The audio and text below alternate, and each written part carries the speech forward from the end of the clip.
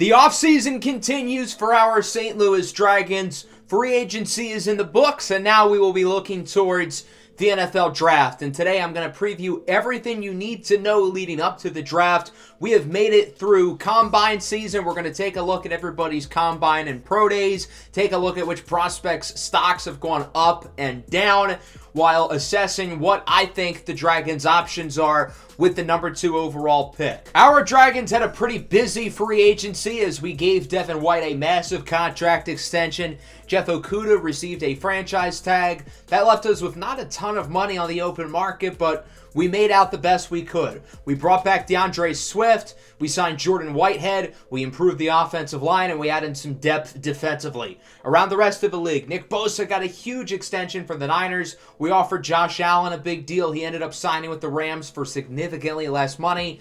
And then we had a few teams, the Titans, Lions, and Texans, really go all out in free agency. The Titans in particular, adding Amari Cooper, Marquise Brown, and trading for Hassan Reddick. So now our attention is fully on the NFL draft. My plan as of now is that the draft will be premiering this Sunday, likely around 7:30 Eastern time. Date and time are both subject to change. The Dragons had the number 2 overall pick, and there are a number of different scenarios we could look at. Going into the offseason, I thought it was a conclusion that Puma Whitlock would go number 1 overall. However, that no longer appears to be the case. The Buccaneers have been mocked Notre Dame pass rusher Solomane Samaro throughout the entirety of the offseason. So now it's very up in the air on if Puma Whitlock is the top pick. And we have to look at every possible scenario. There still definitely is a world where Puma is the top pick. The Buccaneers don't have a quarterback on their roster, and it could just be a smokescreen. So if Puma goes number 1, there are 3 different scenarios to look at, the first of which being us selecting Otto Esske, the quarterback out of LSU, with the 2nd overall pick. Otto Esske is a very good prospect in his own right. 6'5", 230 pounds. He's probably got the best arm talent of any quarterback in this draft class, and he just led LSU to a national championship victory over Alabama. He's not necessarily the most dynamic quarterback, especially escaping the pocket, and that might be an issue on a team like the Dragons, whose pass blocking is not particularly good. However, he has the arm talent, he clearly has the intangibles, and he clearly has what it takes to lead his team to a championship. Scenario number 2, again, has us sticking with the number 2 overall pick and looking to draft the best player available, which is mostly edge rushers and defensive linemen. I would look at Mustafa Nasir from Oregon, Solomane Samaro from Notre Dame, Ralph Cookins from Penn State, Jewel Chantel from Alabama, and Roanzo Sanders from Colorado. All 5 of those guys are pass rushers, and I think they would instantly make a big impact for our defense. The third scenario here would be looking to trade back with the 2nd overall pick, and if we were to move back, I think there's a lot of targets for us. We could look at the offensive line with somebody like Sharif Sully or Wolfgang Simoneau. We could look at linebacker Hasim Cypress. Maybe we want to add a big-time playmaker to the offense, such as wide receivers Assisi Verone Jr. or wide receiver Chase Hunter. Maybe we look at a running back. USC's Monty Bradley comes to mind. Maybe we want to shore up the secondary. I like LSU cornerback Nirvana Agnew. It does take 2 to tango, though, and somebody else is going to have to want to move up to the 2nd overall pick, which is a little bit less likely if Puma Whitlock is, in fact, off the board. But even if Puma Whitlock is selected by the Bucs, I do think that we will be just fine because we have plenty of options. Now, let's say the mock drafts are right. The Buccaneers pick Solomane Samaro, or maybe some other player with the number 1 overall pick, leading Puma Whitlock to falling to our selection. What does that mean for us? Well, again, I think there's 2 different scenarios we look at. The first scenario would be us simply selecting Puma Whitlock. This pick would make a lot of sense. He's been regarded as an elite quarterback prospect for multiple years now. 3-year starter with the Buckeyes. He won 2 national championships. Wasn't able to get the job done this year as a senior, but still had a great season and has been phenomenal every step of the way with the Buckeyes. He looked really good at the combine. This is somebody who is super athletic, ran a 4.5 40-yard dash. He checks most of the boxes physically. He's super accurate, and obviously he's really got that winning DNA. Going into the year, he looked like the no-brainer number 1 overall pick. And while he was very good this year as a senior, I guess he disappointed some a little bit to where it's no longer a sure thing. Maybe he's not this generational quarterback prospect that we thought he was at the beginning of the year. And the fact of the matter is he's always had a great supporting cast at Ohio State. Scenario number 2 would be to trade back. And again, there's a long list of players we could look at. I would even throw Otto Eske's name onto this list as well. Although if somebody were to move up, possibly like Washington or Tennessee, I think it would be for Esque. So if the Dragons move back, there's no guarantee he falls. I think the value that we would get trading the number 2 overall pick if Puma Whitlock was on the board would be a very significant haul of draft picks. And it's a very tempting idea if he is still on the board. And as we look at all these different positions and where we are as a team, we're not going to be drafting for need. Because, well, we need just about everything. The fact of the matter is, this is not a very good football team. We only won 4 games last year. We improved the offensive line in free agency, but really that was about it. It's pretty much the same team as last year at the moment. So we're really going to focus on adding talent, and that very well might be at quarterback. While I do feel good about Mitchell Trubisky potentially being the starter next year, drafting a rookie would make a lot of sense, especially with some of the guys at the top of this draft who appear to be really, really good. And obviously that starts with Puma Whitlock, who is the headline of draft season. Does he go number 1 overall to the Tampa Bay Buccaneers, or does he fall to the 2nd overall pick, which leaves us with a very tough decision on either picking him or trading him away. The pros for picking him is that, well, he's a damn good quarterback prospect. He's a very polished player at his young age. His accuracy is top-notch. He's got great poise in the pocket for somebody of his age, and he can extend plays out of the pocket as well. He's not necessarily Lamar Jackson or Michael Vick as a runner, but he's still pretty damn good in that regard. His arm talent is fine. He doesn't necessarily have a rocket, but he has a strong enough arm to survive in the NFL. He had a really good combine. I was very impressed by his report. He ran a 4.5 at the 40-yard dash, which I think is a really good time for him. The one question, though, that has arisen during the combine is his weight. He only measured in at 194 pounds, despite standing at 6'5". His skinny frame could lead to durability issues at the next level. When asked about this at the combine, Puma said that he wants to stay under 200 pounds because this is how he feels most comfortable with his playing weight, and he decided to do all of his testing at this weight because this is what he's used to. Could that be an issue at the next level? Who knows? And maybe that's why the Buccaneers are scared off by him. Otto Esque is not too far behind Puma as a prospect. 6'5", 230 pounds. He has the prototypical build you look for in a quarterback. He's got the best arm talent of any QB in this class, and his accuracy really is not far behind Puma Whitlock's. Along with that, he is a winner too. Puma obviously has won 2 national championships as a starter, but Otto won this past one as a senior. His combine numbers are not great, but I don't think his stock is really going to go down because nobody expected him to perform at the combine. He's not a ridiculously good athlete, which is sort of the concern about his game. He isn't all that good at evading pressure in the pocket. He can't turn plays into runs, and under pressure is where he makes his worst passes. He's best in structure, making plays in a clean pocket, and I don't know if he gets that with the Dragons. Regardless, I think they're both very good QB prospects, and both will go in the top 5. After those two, I think Deontay Harris from Florida is the only other surefire first-rounder. Harris is coming off a phenomenal senior season. I think he's a pretty well-rounded prospect, pretty good arm strength, pretty good accuracy, pretty good ability as a runner, and he had a pretty solid combine overall. The question with him is his ability in big games. Puma Whitlock has won 2 national championships. Otto Esque has won a national championship, but whenever Deontay Harris has the lights bright, is where he crumbles. He has struggled in big-time games, particularly in the college football playoff, and teams are a little bit concerned that he doesn't really have that edge to him, but other than that, he checks off all the boxes. Then we get to Deacon Adderley from Oklahoma, who I think is going to be a boomer-bust quarterback. He's currently projected in the early 2nd round, but with the lack of depth at quarterback in this class, I do think he could end up being a late first-round pick, depending on who is on the clock. Deacon Adderley has been phenomenal when he is on the field for Oklahoma, and that's just the issue. He has not completed a full season in college because of injuries. Last year as a junior, his first year as a starter, he was playing well, then he gets a season-ending leg injury. This year as a senior, he looked awesome. Through 6 games, he had 19 touchdown passes, 0 interceptions. He was the leader in the Heisman race. It looked like Oklahoma was going to go to the playoff. Then he tears his MCL and everything falls apart.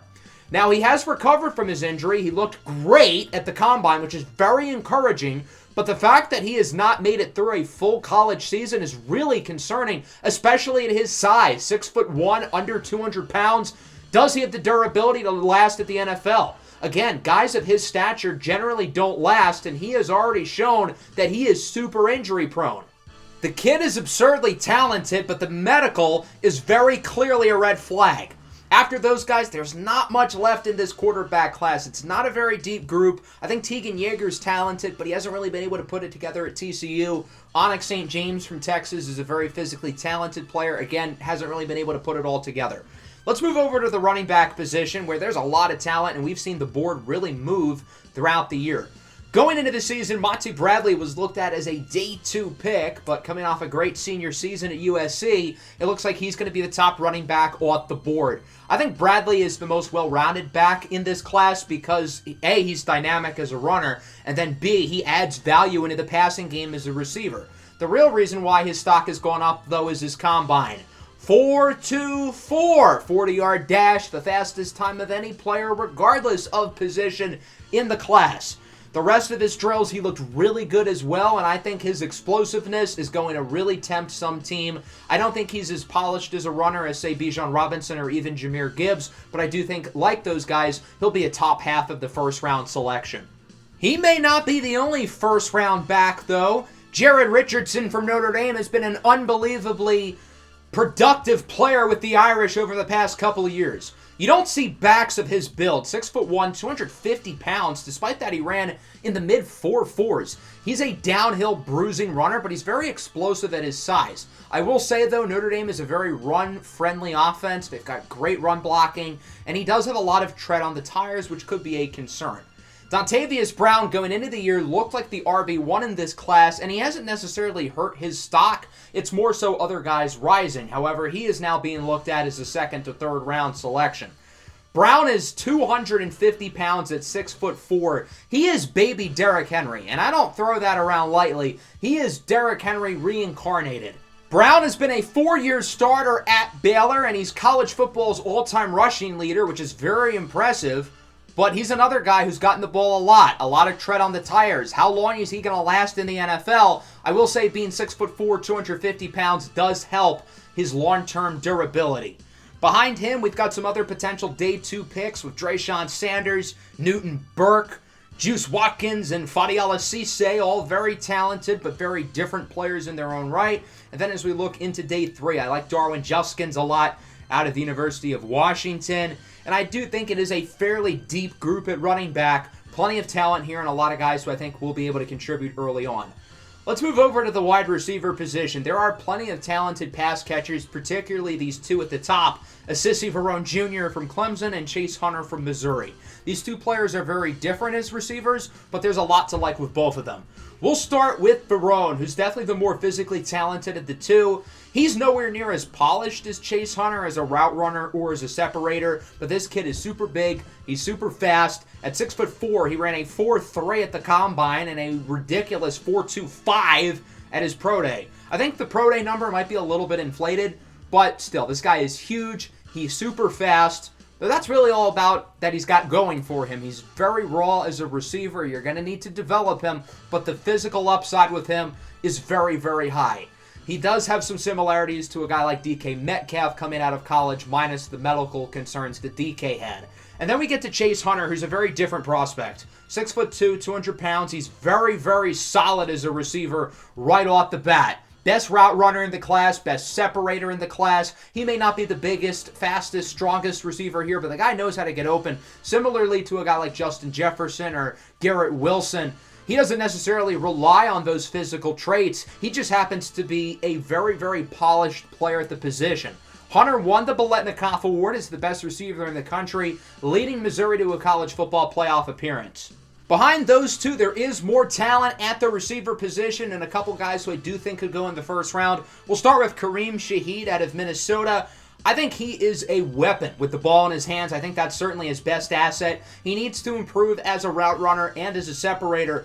But I think if whoever drafts him, if that offensive coordinator knows how to scheme him open and give him opportunities with the ball, he is going to make plays. He is a yards after catch machine. And I'm hoping that he goes to somewhere who has a creative offensive coordinator who knows how to use him.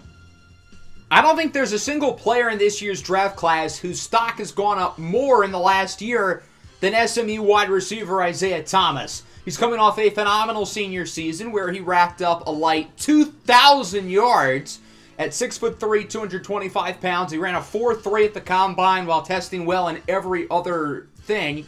Going into the year, he was looked at as probably a 5th or 6th round pick, but with how good he has done over the last year, he looks like he could be a first rounder with the production and combine he had.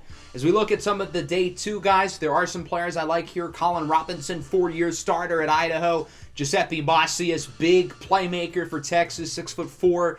Griffin Weaver III, the former Alabama transfer at TCU. He's very talented. I want to look at Giuseppe Macias in particular, though, because I think he's got a really interesting skill set. He's not just your prototypical jump ball receiver, but boy, can he get up there. 41-inch vertical at the combine, and he also ran a very good time, 4.41. As a route runner, he's not too bad, and as a separator, he's getting better. As we look down the board even more, there are some names to watch out for. 2 guys who do intrigue me quite a bit are DeAndre Washington from Ole Miss and Dynamite Williams from Kentucky. These 2 guys aren't necessarily prototypical receivers. They're more of gadgety guys. DeAndre Washington is a weird instance because he's built like a receiver. 6'3", 225 pounds. He's quick, but he's not fast. He didn't run a very good time at the combine. 4.59. The rest of his drills, he looked pretty good, and I think he's a pretty explosive player. I just don't know if he has the speed to be able to match up in the NFL. He hasn't really shown the ability as a route runner or as a separator to be a consistent receiver, but I think he has a lot of talent. Dynamite Williams is in the same boat, with the only big difference being that Dynamite is actually pretty fast. He really lives up to his name because when he gets the ball in his hands, something big is going to happen. He as well, though, is not very polished as a receiver, and you don't really know where you're going to play him long-term. Maybe it's as a receiver, maybe it's as a running back. Whatever the case may be, you got to find an offensive coordinator who knows how to use him and DeAndre Washington to the best of their abilities, because we haven't really seen players like this enter the NFL.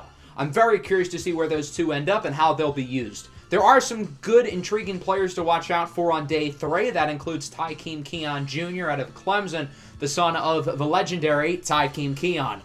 Jr. was a 5-star recruit. He did not live up to his potential at Clemson, but boy is he a freak.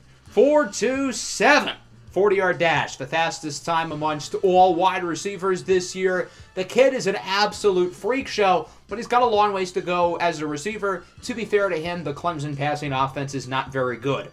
Elias Denko is a guy who has really gone up as well. He was phenomenal down the stretch for LSU, becoming Otto Eske's #1 target during their playoff run. He had 150 yards and a touchdown in the national championship game against Alabama. He's a pretty athletic player, solid 40 time. He's pretty good with the ball in his hands, but the problem is he doesn't consistently catch the ball in his hands. He needs to improve his ability to catch the easy ball, and because of that, he's still only being looked at probably as a 5th rounder. The other name to really watch down the board is Kyon Clark out of Navy. He was the #1 overall recruit in his high school class, started at LSU, transferred to Navy. I think there's some untapped potential with him. Let's move over to tight end, where it's a clear 2-way race for the top spot between Poco Formaggio and then Squeezy Pryor Escobar. We'll start with Poco Formaggio, who going into the season was regarded as the top tight end in the class. He had a great year at Boston College, and I think there is a good shot he ends up in the 1st round. 6'5", 260 pounds. He's the best all-around tight end in the draft. I think he's got a good blend of athleticism. He had an awesome combine, in my opinion.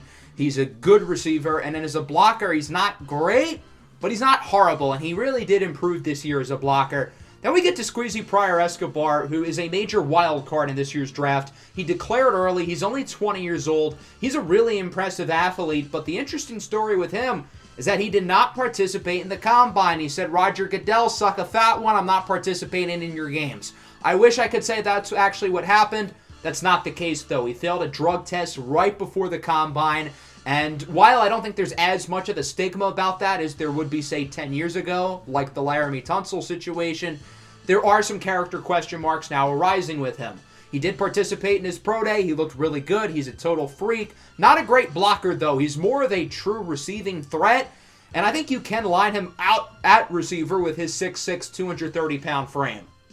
Other than those top two guys, I like Houston Maverick from Oregon, Alexander Thorsell from Notre Dame, great blocker, but it's not a particularly deep group at tight end. Let's now look at the offensive line, and we're going to start on the outside and go inwards. We're going to look at the tackles first, and then we're going to move to the interior guys. So we will start with the offensive tackles, particularly the left tackles, with Sheriff Sully and Wolfgang Simoneau, both of whom have seen their stocks go up since the end of the year. They both had phenomenal endings to their season, and they were both great at the combine. We'll start with Sheriff Sully, 6'6", 340 pounds. He has the prototypical size and length you look for at the left tackle position. He had an A-plus combine. He looked awesome, and I think he's probably going to be the top offensive lineman off the board now. Very solid blocker across the board. No concerns with his game. Wolfgang Simoneau as well. He is 4 inches shorter than Sully, but other than that, again, there's really no issues with his game. The Kentucky left tackle's coming off a great senior season. He looked really good at the combine. Both of these guys were projected as late first-rounders when we last talked about them. Now I think there's a shot they both go in the top 10, and they've both passed the top 2 right tackles in the class, Joyce Mondo and Luke DiNardo. I think both of these guys will still be first-rounders, but I don't think they'll go as high as they would have. I think Joyce Mondo might be the most pro-ready offensive tackle in the class. He's a great pass blocker, pretty good run blocker as well. He's not as athletic as the 2 left tackles we looked at, but I do think he might be a little bit more ready to go than both of them. And then we get to Luke DiNardo out of LSU, who obviously had a great season. He was a key starter on the national champion Tigers. He's a horrible run blocker, though, and I think that's going to be a red flag for some teams that might leave him off of their board completely, but he's a great pass blocker, and I think that is going to go a long way, especially with this being more of a passing league. We saw what he was able to do and help Otto Esque keep a clean pocket with the Tigers. He's a lot better moving backwards than he is going forwards. As we look at the depth at tackle, I think Babacar Diassi from Iowa is a pretty good player, probably going to be a second-round pick. And I think there's not a ton of depth at tackle in this class. If you want a good one, you got to get one early. Let's move over to guard now. I think there is a ton of talent this year at guard. There's a 3-way race to be the top left guard, but right now Martin Llewellyn is projected as the top one. Llewellyn had an awesome senior season. However, his stock did not go up during the pre-draft process because he did not participate at the combine and he did not partake in his pro day. That's because he's coming off a torn ACL that he suffered towards the end of the year. He's likely going to miss the first portion of next year, but when he's on the field, he is phenomenal. I think he would have been a first-rounder if not for the ACL tear. Now he probably falls into day 2. Because of that, I think Finn Heineman from Maryland will be the clear top guard off the board. Heineman is a phenomenal player at right guard. There's no weaknesses to his game. I'm not necessarily going to say that he's going to be the next Zach Martin, but I think in the sense of that this guy's going to be a first-round guard. You plug him in for the next 10 years, and he's going to be a stud on your offensive line. I like Odorion Michael out of Utah as a potential day 2 option if you really want a new right guard and you miss out on Finn. I think Michael is almost just as good. This is a guy who's coming off a pretty good combine. He had a very strong senior season with Utah.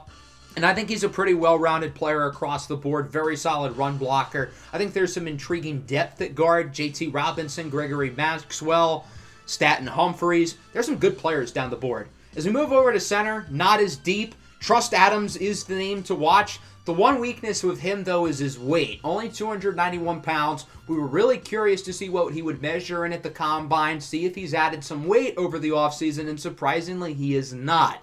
His stock apparently has not taken a big hit because he tested really well, but I think a lot of that is because he's so light, and he's probably not going to be able to survive at the NFL being 6'5", 291 pounds. I think he would be best suited to add 20 or 30 more pounds. So whoever drafts him is going to have to do that. Let's move over to the defensive side of the ball. We're going to start with the defensive lineman. We're going to go on the inside and then go out. We'll start at defensive tackle. It's a really good interior defensive line class headlined by Mustafa Nasir out of Oregon, who is a dominant player up the middle. If the Dragons decide to keep the number 2 pick, and if Puma Whitlock is off the board at number 1, I think Mustafa Nasir very well could be the selection. He gives you everything you want in the middle of your defensive line. Dominant pass rusher, ridiculous athlete. He tore up the combine as everybody expected. And he's a pretty good run defender as well. You could make the argument that regardless of position, he's the best player in the draft, and that might be the best way to go for the Dragons. Just try to get the best player possible. That might be Mustafa Nasir. There's a few guys who could go in the first round behind him. Isaiah Pompey from Notre Dame had a great combine. A little bit undersized, though. Similar build to a guy like Kalijah Cansey last year. Otto de los Santos out of Middle Tennessee State, great run stopper. Goomba Shalen from Washington State, I think, is the most polished pass rusher of this group. Diamond Richardson, I think you could make him a really good nose tackle. And then Savion Mingo, very impressive athlete. His stock has gone way up since the end of the year. And then going down the board, I think there's a lot of depth. We talked about Jonathan Kingston early in the year. He was projected as a day 3 pick. I said he was going to rise up, and that has exactly been the case. He's now being looked at as a 2nd or 3rd rounder. And even on day 3, guys like Platinum and Cephas, Bryson McDaniels. There are some good players down the board, even late with guys like Lawton Peppers and DeJuan Overton.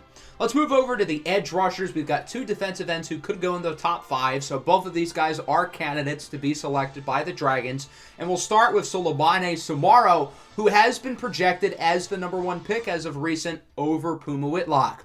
Why is that the case? Why do the Bucs like this kid so much? Well, there's a lot of reasons why. 6'5", 308 pounds. He is ridiculously impressive for his size. This is somebody who will just power through offensive tackles and eat them for lunch. This is a guy who very well could be worthy of the number 1 pick, and I understand why the Buccaneers like him so much.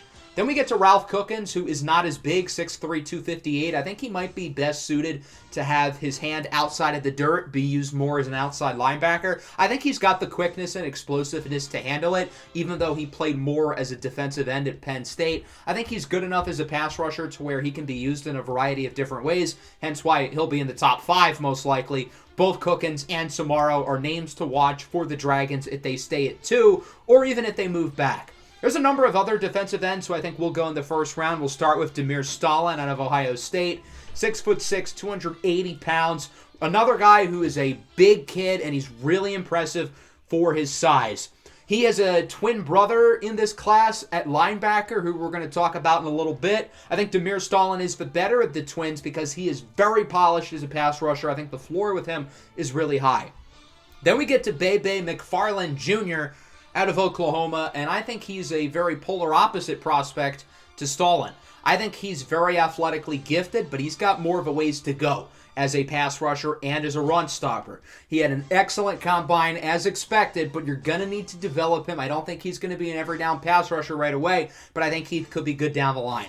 There are a few other defensive ends who I think could go in the first round. We'll start with Noah Vandermeer out of Houston, one of the youngest players in the draft at only 20 years old. He's got ridiculous twitch, bend, and get off coming off the edge. 6'7", 231 pounds. He's got a weird build, but he makes it work. I don't know if his best move is to bulk up and try to just overpower offensive tackles, or if it's to have his hand outside the dirt and just try to outrun them. Elijah Wanambasa from Georgia is another guy I really like. I think he's a really well-rounded player, good run stopper. He's shown a lot of improvement as a pass rusher, and he had a very surprisingly good combine. I knew he was athletic. I didn't know he was this athletic. I think there's a chance this could have propelled him into the first round. If not, he could be an early second rounder, and the Dragons obviously do have an early second rounder. At right end, we've got guys like DJ Orleans from TCU, Lance Sturlovich Jr., very polished pass rusher out of USC, but he's also really athletic as well. I think the name to watch out of this group, though, is Simeon Bonnet out of Tennessee. He's coming off a phenomenal senior season where he sacked the quarterback 13 times. He's got a wide array of pass rush moves, and I think his improvement over the last couple of years is very notable. This is another guy who I knew was athletic, but I didn't know he was going to test this well. Another guy who may have put himself into the first round with a great combine. As we look at some of the depth here, Tony Adichie from Washington's really good. He does have some medical question marks, though. I like Olumani Dikenji out of Arkansas. Isaiah Evans, I think, is pretty talented. Trajan Blyjenden from NC State, I think, could be a gem. And then as we look at right end, again, I think there's a lot of depth here on the defensive line. Walter Flemington's a good player. Cooper Wenzel, Suleiman Jane, Forge Muscadine. There are some good players down the board. Let's move over to linebacker now. We'll start at outside linebacker. So again, looking at more edge rushers, and there are two guys who I think are going to go in the top 10, maybe the top 5. We'll start with Ronzo Sanders out of Colorado, 6'5", 260 pounds. I think he's got great quickness off the edge. You just need to be more consistent. Look at that play. He gets to the backfield super quickly, but he doesn't make the sack. He only had 5 sacks this year, but he had a lot of pressures and a lot of QB hurries. He had a great combine, and I think along with being a pass rusher, he has a lot of other skills as well. Pretty good run stopper, and he can drop into coverage as well. Then we look at Jewel Chantel, who's more of a pure pass rusher. He's a little bit undersized, though. 6'2", 240 pounds. He has a similar build to that of Nolan Smith coming out of Georgia last year. He's nowhere near as athletic as Nolan Smith, and he had a pretty disappointing combine, but he has elite production. He was the best defensive player in college football last year. I think his size and lack of explosiveness could be an issue, though. Mohamedou Sow out of Miami is another guy who I think ends up in the first round. I think he's a little bit more raw as a pass rusher, but I think he's got the physical tools to be really good, and he showed some great strides this year at the University of Miami. He had a solid but not great combine. I think he could have really upped his stock and made himself a top 15 pick. That didn't happen. I think he does probably still end up in the late first or early second round, though. And then we look at C.J. Cotter out of Florida. Bigger kid, 6'4", 280 pounds. I think he's strong enough to be able to play with his hand in the dirt. He was used more as an all-around linebacker at Florida. I think that's the wrong way to use him. I think having him as somebody who's always on the line of scrimmage as a full-time pass rusher is probably your best bet. For his size, he's got some great explosiveness and get-off, and I think if he goes to a team who knows how to use him, he'll be really good. Next up, we'll look at Sickle Stalin out of Ohio State. We talked about his twin earlier. Sickle Stalin's stock has gone way up since the end of the year, and I think it's because teams are really falling in love with how well-rounded of a player he is. He makes plays as a pass rusher. He makes plays in coverage. And oh yeah, he's a ridiculous athlete. He had an awesome combine. I think over the last 3 or 4 games of the year, along with the combine, he might have played himself into going inside the first round. Yet another pass rusher who could go off the board in the top 32 picks. As we look at some of the depth at outside linebacker, I think Noah Saleh out of Duke is pretty good. Connor Hesketh is a talented pass rusher. He had a pretty strong combine. Alani Anderson from Yale, Laverne Stun from Oklahoma State. I think both of those guys could be gems. And then at right outside linebacker, Trace Keens, very polished player. He's going to be good right off the bat. Roman Bingle, Bino Hoskins, some good players here. And I would not be surprised to see the Dragons really take a lot of swings at pass rusher. Let's move over to inside linebacker. Not as talented of a group here. There is one clear top guy. That's Hakeem Cypress out of North Carolina. His stock has gone up quite a bit since the end of the year. When we last talked about him, he was being looked at as a fringe first rounder. But with the end of the year he had and a very strong combine performance, I think he has cemented himself as a first round pick.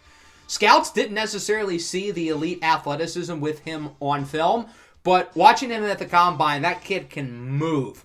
Taco Prince could be an interesting day 2 gem, and I think there's some intriguing guys down the board, but overall, not a ton of talent at off-ball linebacker. Let's move over to corner, where we've had a lot of movement with the top 6 or 7 guys here. The one constant is that Nirvana Agnew will be the top corner off the board most likely. He had a great end of the year. He had an interception in the national championship game against Alabama.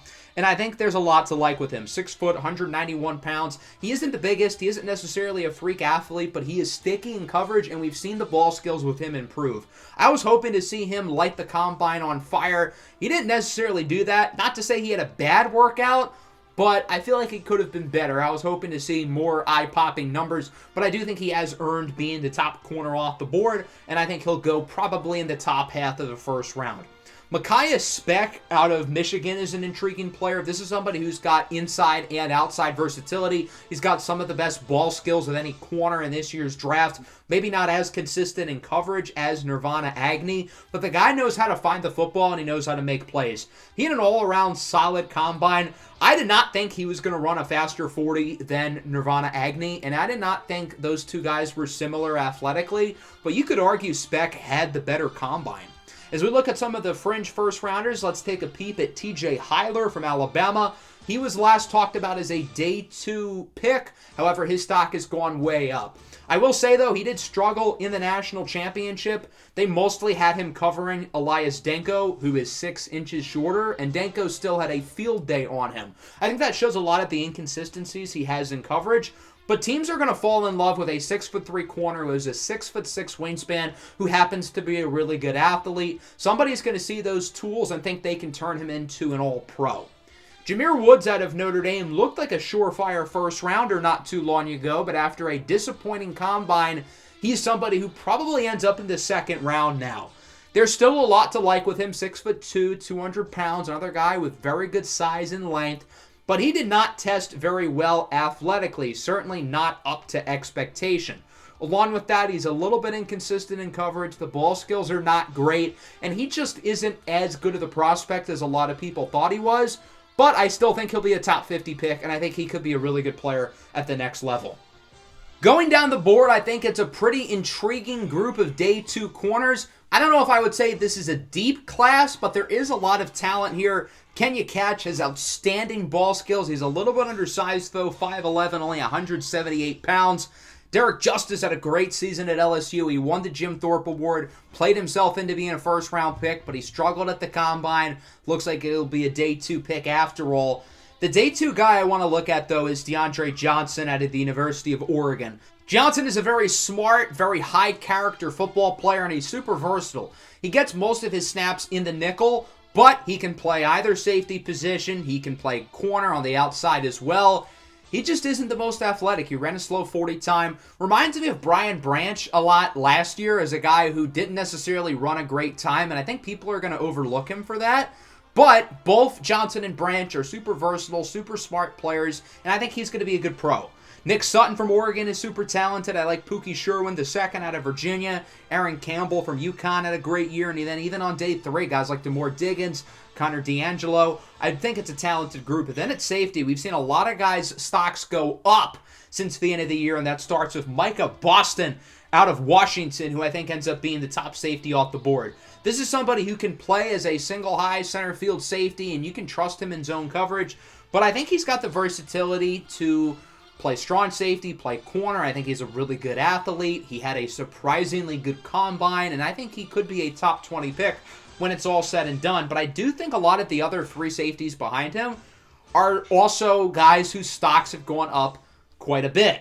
We'll start with Sergio Jimenez out of USC, a junior who recently declared for the draft. He's coming off a great season for the Trojans, picked off 4 passes. He's got phenomenal ball skills. Another guy who you can absolutely trust as a single high center field safety who you know is going to be able to cover a lot of space downfield. I will say, though, he's not as good as a run defender as Micah Boston, which is why I think Boston goes before him. He is an exceptional athlete, though, and he had a great combine, which I think cements him as a first-round pick. Aramis Swearinger is a very talented player, too. He's good in coverage, but not great. Certainly not as good as the other 2 guys. But I think he's a lot better in the run game. I think you can play him at free safety or strong safety. You can play him in the box. Great tackler.